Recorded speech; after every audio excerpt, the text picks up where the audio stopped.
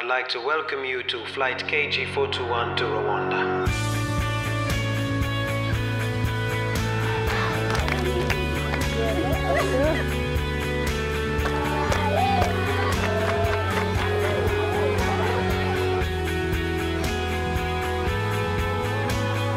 This year we travelled to the other side of the world to visit a tiny country called Rwanda in Africa. Muraho, which I believe is hello in Kinyarwanda. We're in the car in Rwanda, which is super exciting.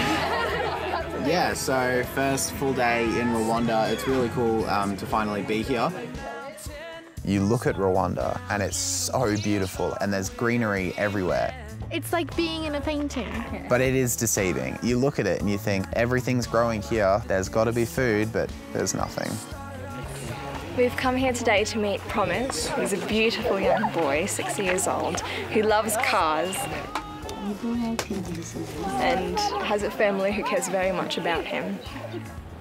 Meeting Promise really showed the effects of what hunger does in terms of development of a child. We were told that he was 5, turning 6. He didn't look older than 3.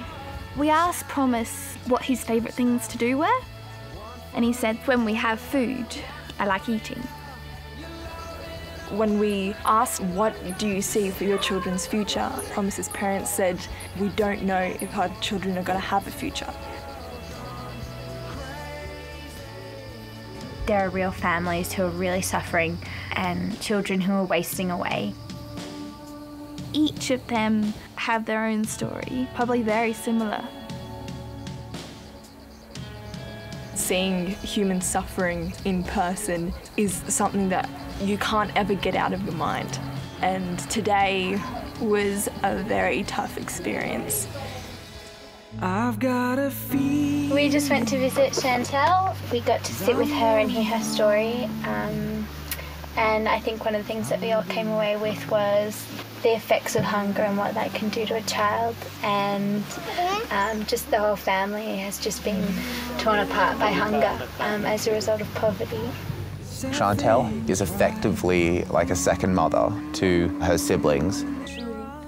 Chantel has collected the sticks and made her own fire.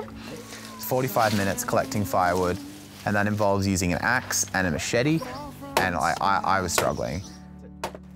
A lot of work for not very much food. We asked her if she had one wish, what would the wish be?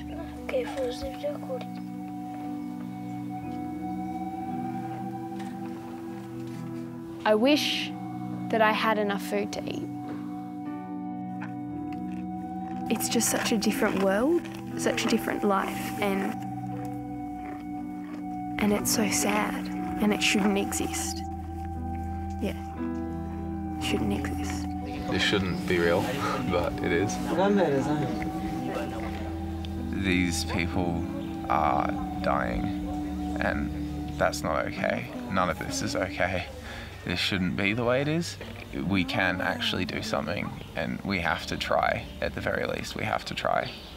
The next day, we got to see just a few of the programs that World Vision is running in this area. World Vision gave 2 pregnant pigs, and then the piglets that those pigs produce get given to the most vulnerable families in the community. When it rains, it lands up here and it gets collected and it runs through these pipes, so it trickles all the way down into this shed that they've built. And they sell the excess water for extra income, and the rest of it they use to water their garden. And when we were standing in the rows and rows of healthy food, I was sitting in the solution. Forage for these children means energy and concentration. Back in Australia, we don't realise how much a little bit can go such a long way. It's not exaggerating to say for Promise, I think if he had this porridge every day, that's potentially the difference between life and death for him. I've seen the success stories and the difference that such a small thing can make. If we can give up something like food or anything for 40 hours, we can affect tangible, real change. Hopefully, I'll be able to inspire even one person to understand the difference that they can make.